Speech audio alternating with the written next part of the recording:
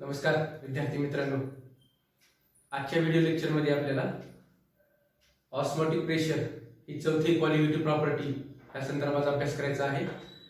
Last and fourth colligative property osmotic pressure. या अगोदरच्या video लेक्चर्समध्ये आपण कोणकोणते vapour lowering, vapour pressure lowering, boiling point elevation आणि तिसरी फ्रीजिंग पॉइंट डिप्रेशन या तीन कॉलिगेटिव्ह प्रॉपर्टीचा आपण अभ्यास केलेला होता. आता ही आजच्या व्हिडिओ लेक्चरमध्ये आपल्याला फोर्थ कॉलिगेटिव्ह प्रॉपर्टी जी आहे त्याचं नाव आहे ऑस्मोटिक प्रेशर. तर त्या ऑस्मोटिक प्रेशर ह्या कॉलिगेटिव्ह प्रॉपर्टी विषयी आपल्याला अभ्यास करायचा आहे. बघूया आपण fourth colligative property osmotic pressure.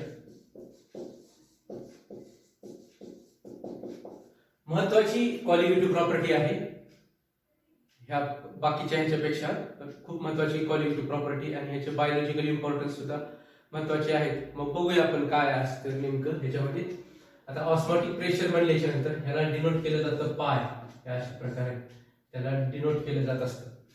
आता ऑस्मोटिक प्रेशर आहे, तर ह्या ऑस्मोटिक प्रेशर मध्ये पहिल्यांदा काही टर्मिनॉलॉजी आहेत, बेसिक टर्मिनॉलॉजी आहेत. त्या बेसिक टर्मिनॉलॉजी पहिल्यांदा आपण अभ्यास करूया आणि त्याच्यानंतर मग आपण ऑस्मोटिक प्रेशर ह्या पॉइंटकडे जाणार आहोत. पहिल्यांदा बेसिक टर्मिनॉलॉजी बघणार आहोत ह्याच्यामध्ये आणि त्या बेसिक टर्मिनॉलॉजी बघितल्याच्या नंतरच मग आपल्याला पुढच्या ह्या ऑस्मोटिक प्रेशर ह्याच्याकडे आपल्याला जायचं आहे. तर मग बघूया पहिल्यांदा. तर पहिली आहे सेमी परमिएबल मेम्ब्रेन. पहिल्यांदा ऑस्मोटिक प्रेशर बघण्याच्या अगोदर काही बेसिक टर्मिनॉलॉजी आहे, त्या बेसिक टर्मिनॉलॉजी बघणार आहोत आपण.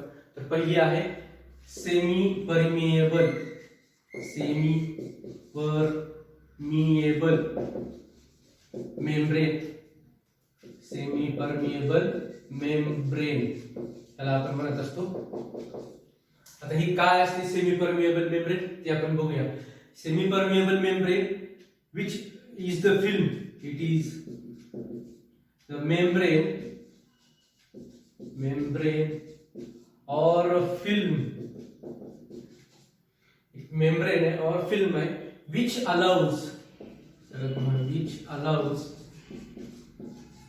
solvent molecule, which allows solvent molecule to pass through them, to pass through them, to pass through them,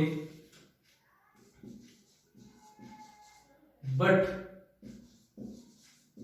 not allows large solid molecule, large solid molecule through them.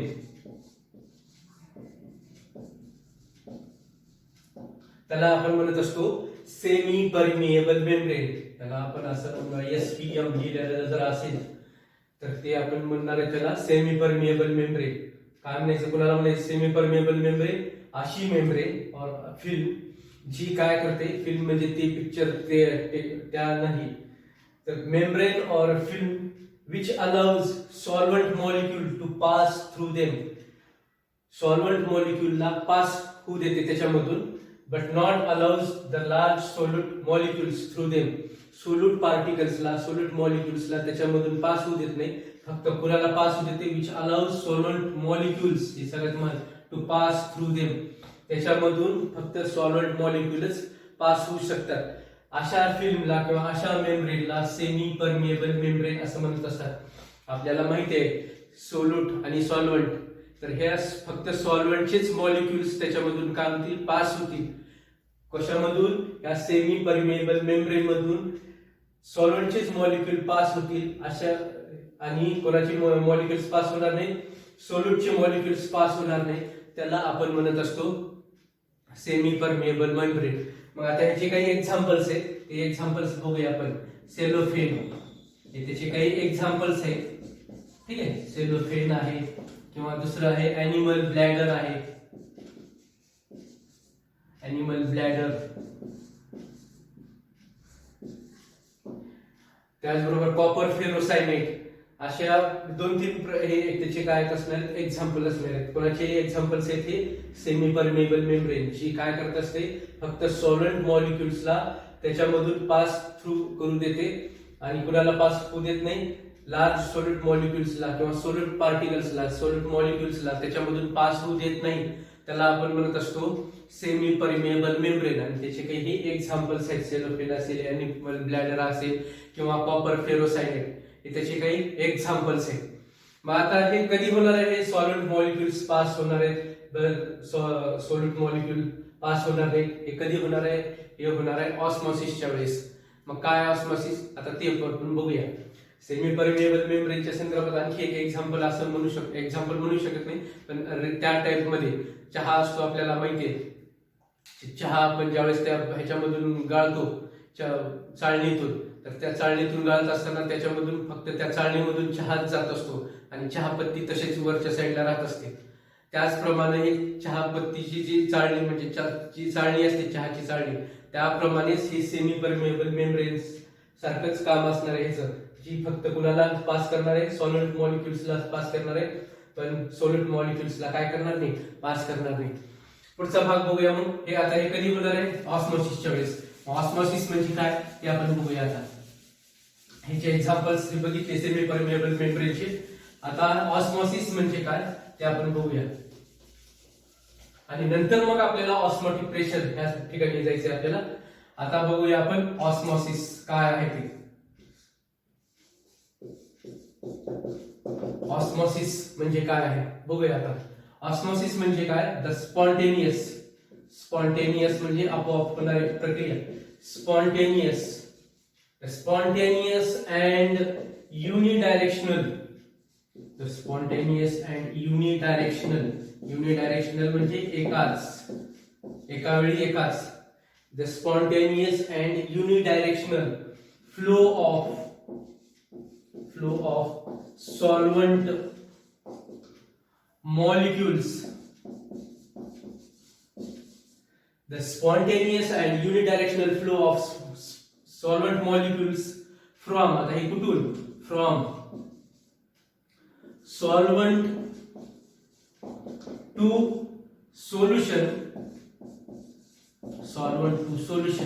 or किंवा solvent to solution or from lower concentration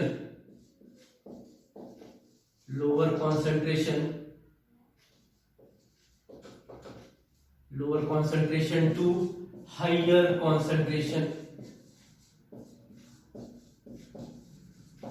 त्याला आपण काय म्हणत असतो, osmosis असं म्हणत असतो.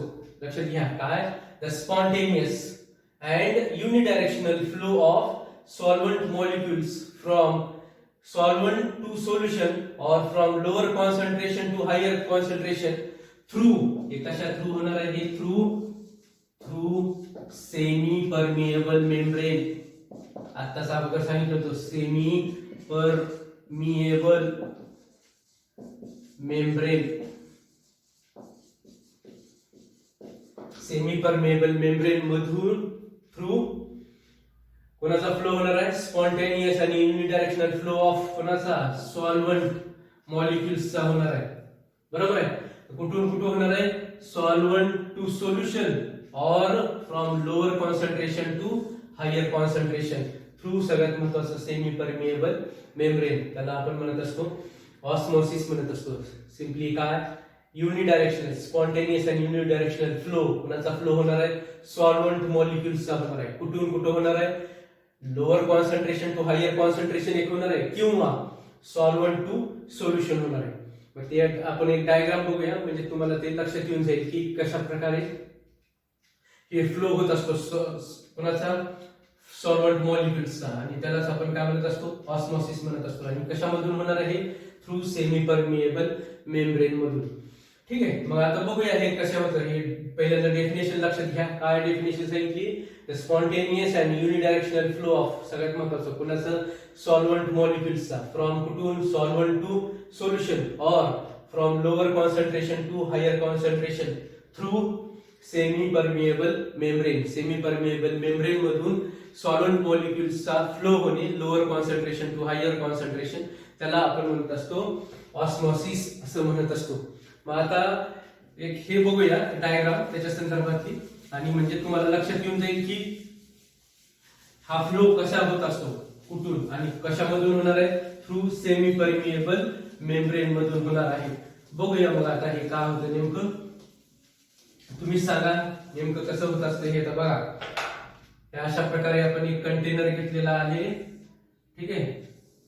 हा कंटेनर आहे, ह्या कंटेनर मध्ये मी सेमी परमिएबल मेम्ब्रेन हे असं प्लेस केलेली आहे. इथं ही सेमी परमिएबल मेम्ब्रेन आहे, ठीक आहे. त्याचे एक्झाम्पल मी सांगितले, SPM लिहिलेलं आहे. SPM चा अर्थ आहे सेमी परमिएबल मेम्ब्रेन.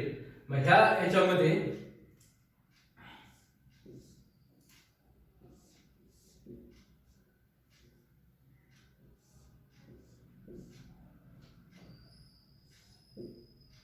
आता ह्याच्यामध्ये मी काय केलेलं आहे, एका ठिकाणी ह्या साईडला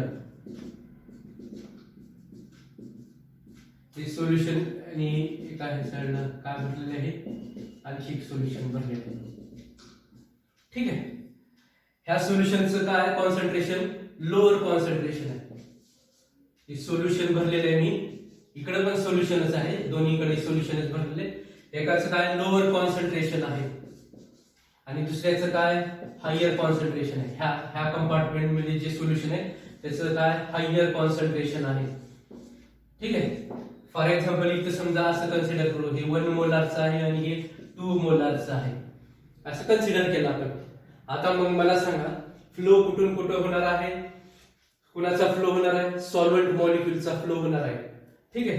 ह्या सोल्युशन मध्ये जे काही सॉल्व्हंट राहणार आहे त्या सोल्युशनचा काय होणार आहे, फ्लो होणार आहे. कुठून, फ्रॉम लोअर कॉन्सन्ट्रेशन टू कुठं होणार आहे, फ्रॉम लोअर कॉन्सन्ट्रेशन टू कुठं होईल, लोअर कॉन्सन्ट्रेशन टू कुठं होणार आहे, हायर कॉन्सन्ट्रेशन होणार आहे. थ्रू कशामधून, सेमी परमिएबल मेम्ब्रेन.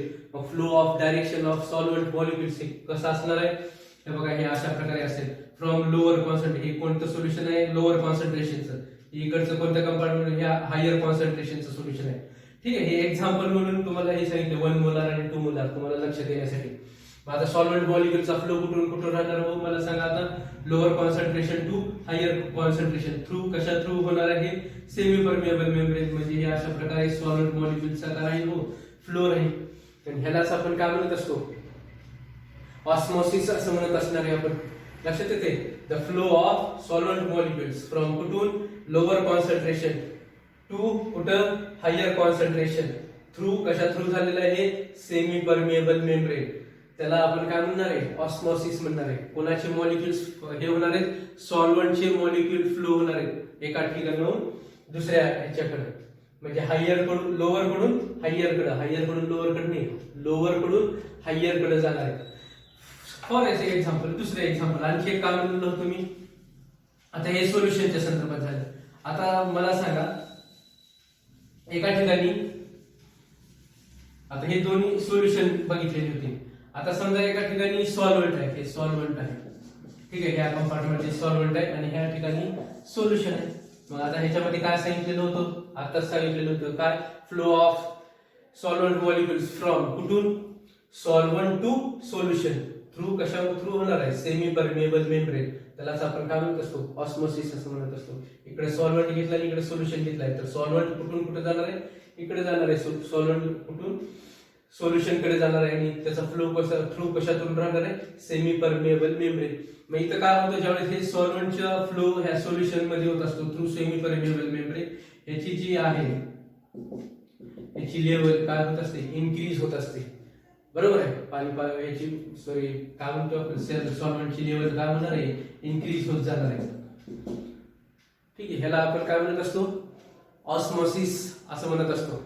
हा ऑस्मॉसिस फिनॉमिना काय सांगितलं मी, फ्लो ऑफ स्पॉन्टेनियस, आणि एकाच डायरेक्शन सांगितलेलं आहे मी, एकाच डायरेक्शन, ऑल डायरेक्शन नाहीये किंवा मल्टी डायरेक्शन नाहीये, बरोबर आहे, किंवा बाय डायरेक्शनल नाहीये, फक्त युनि डायरेक्शनल एकाच डायरेक्शन होणार, ठीक आहे. कुठून कुठं होणार आहे, सॉल्व्हंट कडून सोल्युशन कडे होईल किंवा लोअर कॉन्सन्ट्रेशन कडून हायर कॉन्सन्ट्रेशन कडे होणार आहे. थ्रू कशा थ्रू होणार आहे, सेमी परमिएबल मेम्ब्रेन. आणि ह्या प्रोसेसला पूर्ण काय म्हणत असतो आपण, ऑस्मॉसिस असं म्हणणार आहे. या ऑस्मॉसिसची डेफिनेशन झाली, ही ऑस्मॉसिस ही प्रोसेस झालेली आहे. मग आता आपल्याला काय बघायचं होतं, ऑस्मोटिक प्रेशर बघायचं. ऑस्मोटिक प्रेशर काय बघूया आपण आता. हेच डायग्राम आहे. दोन प्रकारे सांगता येतो तुम्हाला हे ऑस्मोटिक प्रेशर. तर ते काय बघूया आपण आता. ह्याच थ्रू सांगता येते किंवा आणखी एक कंटेनर आहे असं कन्सिडर करूया आपण आता. सॉल्व्हंट थ्रू काय म्हणलेलं मी आताच काय सांगितलेलं होतं, सॉल्व्हंट कडून कुठे जाणार आहे, सोल्युशन कडे जाणार आहे. त्याला आपण काय म्हणतो, थ्रू सेमी परमिएबल मेम्ब्रेन, त्याला आपण काय म्हणत असतो, ऑस्मोसिस असं म्हणत असतो. मग आता आपल्याला बघायचंय की हा जो ऑस्मोटिक प्रेशर आहे, हे ऑस्मोटिक प्रेशर आपल्याला आता फाइंड आउट करायचे. आता फाइंड आउट करत असताना एक एक्सपेरिमेंटली आपण फाइंड आउट करू शकणार आहे, त्याला डिटरमाइन करू शकणार. मग कशा प्रकारे, मग आपण ह्या कंटेनर मध्ये आपण घेतलेलं आहे सोल्युशन घेतलेलं आहे, लक्षात घ्या, सॉरी सॉल्व्हंट घेतलेलं आहे ह्या ठिकाणी. आणि सॉल्व्हंट घेतल्याच्या नंतर ह्याच्यामध्ये थिस्टल फनेल घेतलेलं आहे, थिस्टल फनेल. आणि ह्या थिस्टल फनेल मध्ये सोल्युशन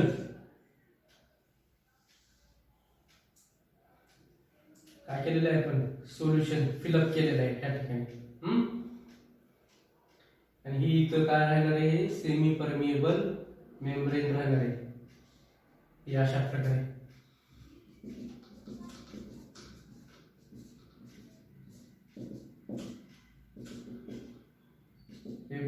सॉल्व्हंट आहे हे, ठीक आहे. हे आहे इथं सॉल्व्हंट,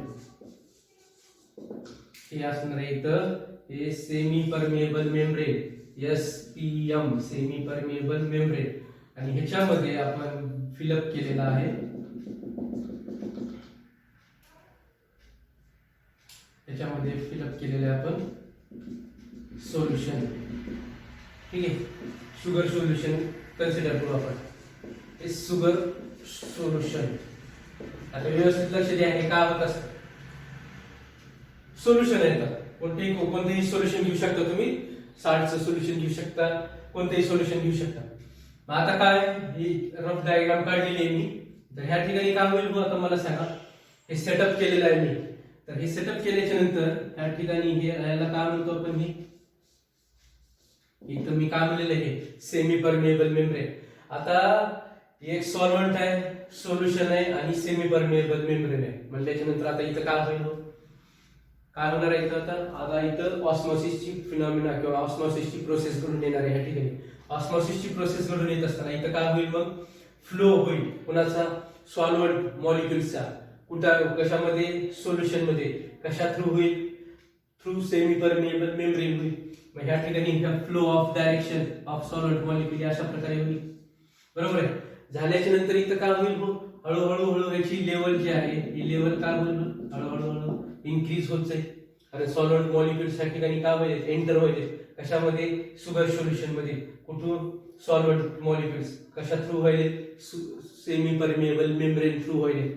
म्हणजे हे काय होईल, इथं हळूहळू इन्क्रीज होईल याची लेवल, बरोबर आहे. याची लेवल इन्क्रीज होईलच्या नंतर ह्या काही वेळाच्या नंतर आफ्टर सम टाइम हे काय करतं, हे क्रिएट करत असतं. हे जे हे आहे तो काय क्रिएट करणार आहे, हायड्रोस्टॅटिक प्रेशर क्रिएट होणार आहे.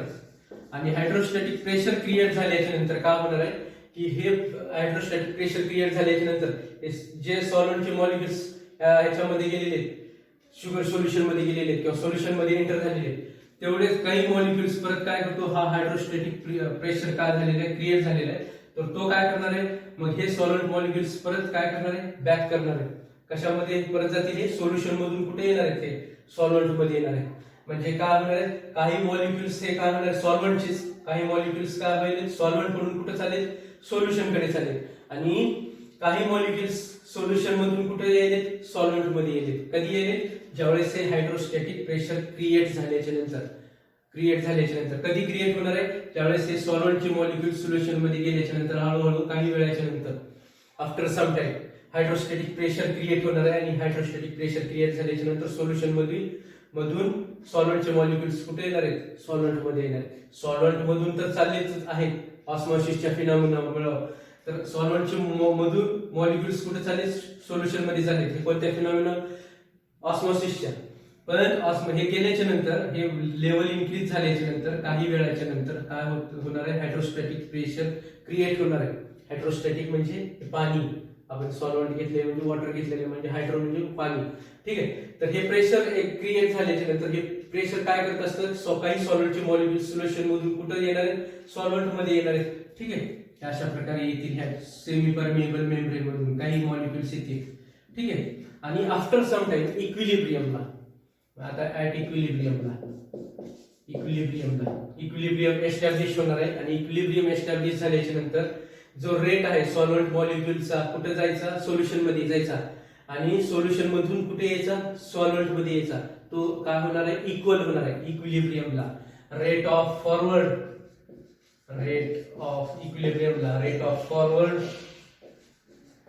Is equal to rate of backward process. हे काय होणार आहेत, इक्वल होणार आहेत. बॅकवर्ड प्रोसेस किंवा रिव्हर्स प्रोसेस म्हणूया आपण त्याला. फॉरवर्ड प्रोसेस म्हणजे कोणती, सॉल्व्हंटचे मॉलिक्युल्स कुठे चालले, सोल्युशन मध्ये चालले. आणि बॅकवर्ड प्रोसेस कोणती, सोल्युशन मधले मॉलिक्युल्स कुठे येले, सॉल्व्हंट मॉलिक्युल. कधी, इक्विलिब्रियम वेळेस ह्या दोघांचा रेट काय होईल, त्या ठिकाणी इक्वल होणार आहे. ज्यावेळेस इक्वल होईल त्यावेळेस ह्या वॉटर लेवल ही काय राहणार आहे, इथं कॉन्स्टंटच राहणार आहे. इथं ह्याच्यानंतर काही लिमिटच्या नंतर इथं काय होणार नाही, वॉटर लेवल इन्क्रीज होणार नाही.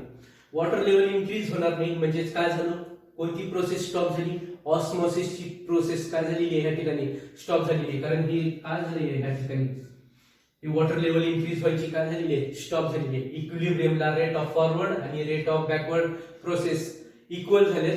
आणि हा जो हाईट आहे, height of the liquid in the column it does not rise. मग हे राईज न झाल्यामुळे काय होईल, मग हायड्रोस्टॅटिक प्रेशर डेव्हलप होणार. ह्या हायड्रोस्टॅटिक प्रेशर मुळे काय होणार नाही की लेवल इन्क्रीज होणार नाही, आणि मग ही प्रोसेस काय झालेली आहे ठिकाणी, स्टॉप झालेली आहे. मग ऑस्मोटिक प्रेशर म्हणजेच काय असणार आहे, हायड्रोस्टॅटिक प्रेशर विच स्टॉप्स, कारण लेवल इन्क्रीज होत नाहीये, विच स्टॉप्स द ऑस्मोसिस, त्याला आपण म्हणत असतो ऑस्मोटिक प्रेशर असं म्हणत असतो. The hydrostatic pressure which stops the osmosis, त्याला आपण काय म्हणत असणार आहे, ऑस्मोटिक प्रेशर. किंवा आपण असंही म्हणू शकतो ऑस्मोटिक प्रेशर म्हणजे the pressure which stops the process of osmosis. ऑस्मोसिसची प्रोसेस काय, सॉल्व्हंटचे मॉलिक्युल्स कुठे जाणे, सोल्युशन मध्ये जाणे. थ्रू कशा थ्रू जाणे, सेमी परमिएबल मेम्ब्रेन मधून जाणे. आणि मग सेमी परमिएबल मेम्ब्रेन मधून गेल्याच्या नंतर इथं काय होतं, ह्याची लेवल इन्क्रीज होत जाते. पण आफ्टर सम टाइम काय होणार आहे, ही लेवल वाढायची काय होते, बंद होते, स्टॉप होते या ठिकाणी. ठीक आहे, स्टॉप झाल्याच्या नंतर कशामुळे स्टॉप झालेली, कारण हे प्रेशर डेव्हलप झालेलं आहे. ठीक आहे, आणि त्याच प्रेशरला आपण कोणतं प्रेशर म्हणत असतो, ऑस्मोटिक प्रेशर म्हणत असतो. आणि तो ऑस्मोटिक प्रेशर काय करणार आहे, stop the process of osmosis. ऑस्मोसिसची प्रोसेस काय करणार आहे, स्टॉप करणार आहे. आणि त्यालाच आपण काय म्हणत असतो, ऑस्मोटिक प्रेशर असं म्हणत असतो. काय सांगितलेलं आहे, सिंपल. आणि ह्याची हाईट काढू शकतो आपण, किंवा pi is equal to osmotic h rho g. H म्हणजे height of the column, rho म्हणजे डेन्सिटी ऑफ द सोल्युशन, आणि जी म्हणजे काय, ऍक्सेलरेशन ड्यू टू ग्रॅव्हिटी. याच्या थ्रू आपण काय करू शकतो, कॅल्क्युलेट करू शकतो. तर हे झालं ऑस्मोटिक प्रेशरच्या संदर्भात. काय सांगितलं, एक्सपेरिमेंटल डेमॉन्स्ट्रेशन कळालं, लक्षात येते तुम्हाला काय केलेलं. हे सॉल्व्हंट घेतलेलं आहे कंटेनर मध्ये, हे सोल्युशन घेतलेलं आहे क्रिस्टल फनेल मध्ये, आणि मग काय होतं, इतर सेमी परमिएबल मेम्ब्रेन होती, लक्षात सांगितलेलं होतं तुम्हाला इथं सेमी परमिएबल मेम्ब्रेन. मग काय होणार आहे, सॉल्व्हंटचे मॉलिक्युल्स ह्याच्यामध्ये काय होणार आहेत, सोल्युशन मध्ये एंटर होणार आहेत. ही कोणती प्रोसेस झाली, ऑस्मोसिसची प्रोसेस झाली. झाल्याच्या नंतर इथं काय होणार आहे, ह्याची लेवल इन्क्रीज होणार आहे, या कॉलम मध्ये इन्क्रीज होत जाणार आहे लेवल, हळूहळू इन्क्रीज झाल्याच्या नंतर काय होणार आहे, प्रेशर डेव्हलप होणार आहे किंवा प्रेशर क्रिएट होणार आहे. त्यालाच आपण हायड्रोस्टॅटिक प्रेशर म्हणतो किंवा ऑस्मोटिक प्रेशर करतो.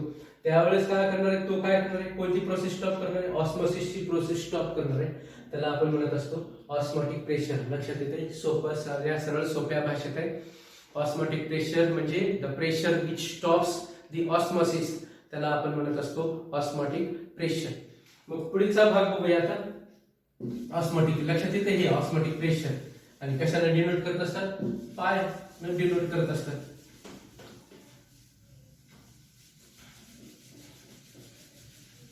पुढचा भाग बघणार आहोत आपण आता. लक्षात येते ऑस्मॉटिक प्रेशर काय आहे ते.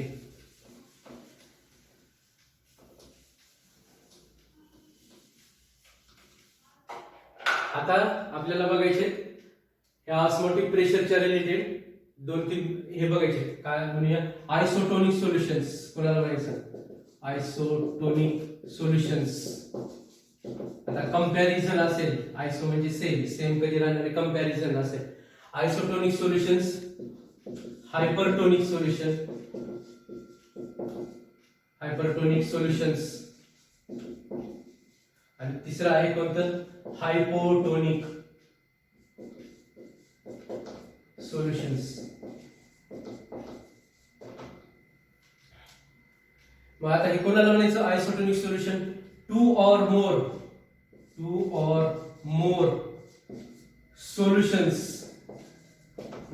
solutions have equal osmotic pressure.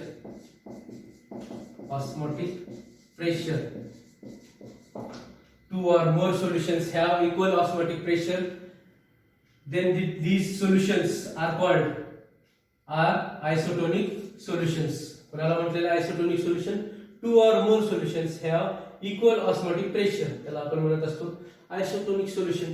आणि ह्याला काय म्हणणार आहे, मग हायपरटोनिक सोल्युशनला हायपर झालेला आपण म्हणत असतो, हायपर झाला, हायपरटेन्शन असं म्हणत असतो. हायपरटोनिक सोल्युशन म्हणजे काय, the solution which have higher osmotic pressure than other solution. दोन सोल्युशन असतील या अनइक्वल ऑस्मॉटिक प्रेशर इक्वल त्याचे, तर ज्या सोल्युशनचा हायर ऑस्मॉटिक प्रेशर असेल त्याला काय म्हणायचं, हायपरटोनिक सोल्युशन म्हणायचं. आणि हायपोटोनिक सोल्युशन कोणाला म्हणायचं, the solution which have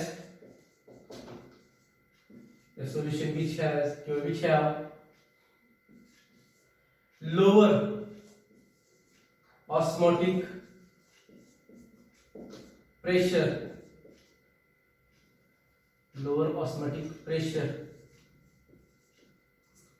than other solution. त्याला काय म्हणणार आहे आपण, त्याला हायपोटोनिक सोल्युशन म्हणणार आहे. ज्या सोल्युशनचं ऑस्मॉटिक प्रेशर काय असणार आहे, कमी असणार आहे दुसऱ्यापेक्षा, त्याला आपण काय म्हणणार आहे, हायपोटोनिक सोल्युशन.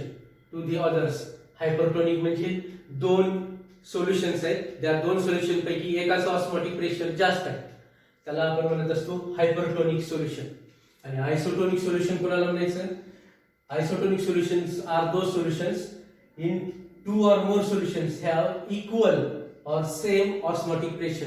आयसोचा अर्थच आहे तर काय म्हणत असतो आपण, सेम, इक्वल जर ऑस्मॉटिक प्रेशर असेल तर त्याला आपण काय म्हणत असतो, आयसोटोनिक सोल्युशन्स. ह्यांचं कॉन्सन्ट्रेशन काय असणार आहे, कॉन्सन्ट्रेशन ह्यांचं काय असेल, सेम असेल. ह्या ठिकाणी काय असेल, हे हायपरटोनिक सोल्युशन मध्ये काय असेल, हायर असेल कॉन्सन्ट्रेशन, कुणापेक्षा, दुसऱ्या सोल्युशन पेक्षा हायर कॉन्सन्ट्रेशन असेल. हायर कॉन्सन्ट्रेशन असेल म्हणजे त्याचं काय असणार आहे, ऑस्मॉटिक प्रेशर सुद्धा काय असणार आहे, ओपी, हे काय असणार आहे, हायर असणार आहे, जास्त असणार आहे. कोणापेक्षा, लोअर कॉन्सन्ट्रेशन असणार आहे, लोअर कॉन्सन्ट्रेशन. आणि त्याचं ऑस्मॉटिक प्रेशर सुद्धा काय असणार आहे, कमीच असणार आहे. आणि ज्याचं ऑस्मॉटिक प्रेशर कमी असेल त्याला कोणतं सोल्युशन म्हणायचं, हायपोटोनिक. समजा दोन सोल्युशन आहेत, त्या दोन सोल्युशन पैकी एका सोल्युशनचं कॉन्सन्ट्रेशन जास्त आहे आणि दुसऱ्या सोल्युशनचं कॉन्सन्ट्रेशन कमी आहे, तर ज्याचं कॉन्सन्ट्रेशन जास्त त्याचं ऑस्मॉटिक प्रेशर सुद्धा जास्त. ज्या सोल्युशनचं ऑस्मॉटिक प्रेशर कॉन्सन्ट्रेशन कमी त्याचं ऑस्मॉटिक प्रेशर सुद्धा काय असणार आहे, कमी. आणि त्याला कसलं सोल्युशन म्हणायचं, hypotonic solution. To the others, hypertonic आणि आयसोटोनिक म्हणल्याच्या नंतर काय येईल या ठिकाणी, दोन्हीचं ऑस्मोटिक प्रेशर काय असणार आहे, सेम असणार आहे. तर हे आजच्या व्हिडिओ लेक्चर मध्ये आपण एवढं बघितलेलं आहे. काय काय बघितलं? ऑस्मोटिक प्रेशर ही चौथी फोर्थ क्वालिटेटिव्ह प्रॉपर्टी बघितलेली. या फोर्थ क्वालिटेटिव्ह प्रॉपर्टी मध्ये आपण पहिल्यांदा सेमी परमिएबल मेम्ब्रेन बघितलेलं आहे, त्याच्यानंतर ऑस्मॉसिस बघितलेलं आहे, त्याच्यानंतर ऑस्मोटिक प्रेशर बघितलेलं आहे, आणि ऑस्मोटिक प्रेशर बघितल्याच्या नंतर हे काय सांगितलेले ते आयसोटोनिक सोल्युशन्स, हायपरटोनिक सोल्युशन्स आणि हायपोटोनिक सोल्युशन्स बघितलेले. ऑस्मोसिसच्या संदर्भात आणखी काही पॉइंट्स आहेत, ते पॉइंट्स मी तुम्हाला सांगतो. रोजच्या डेली ह्याच्यामध्ये एक्झाम्पल्स आहेत तुम्हाला. ऑस्मोसिस फिनॉमिना, झाडं असतात माहितीये, ते झाडं जमिनीतून पाणी शोषून घेत असतात मुळा त्याच्या. तर हे जे पाणी शोषून घेत असतात मुळा आणि ते पाणी पूर्ण झाडामध्ये सर्क्युलेट होत असतं. तर हा जो फिनॉमिना आहे त्या फिनॉमिनालाच आपण काय म्हणत असतो, ऑस्मोसिसच्या फिनॉमिनामुळेच हे पाणी झाडाच्या वरच्या ह्याच्यापर्यंत जात असतं. दुसरा फिनॉमिना, जे कोमजलेले फुलं असतात किंवा भाजीपाला असतात बघ, त्याच्यावर सारखं पाणी मारत असतात. तर ते पाणी मारल्यामुळे काय होत असतं की जे कोमजलेले असतात ते परत काय होत असतात, त्याच्या ओरिजिनल पोझिशनला येत असतात. तिसरा एक पॉइंट आहे, ब्लड सेल्स जे असतात त्या ब्लड सेल्स काय होत असतात, कोलॅप्स होत असतात ड्यू टू द एंडोऑस्मोसिस.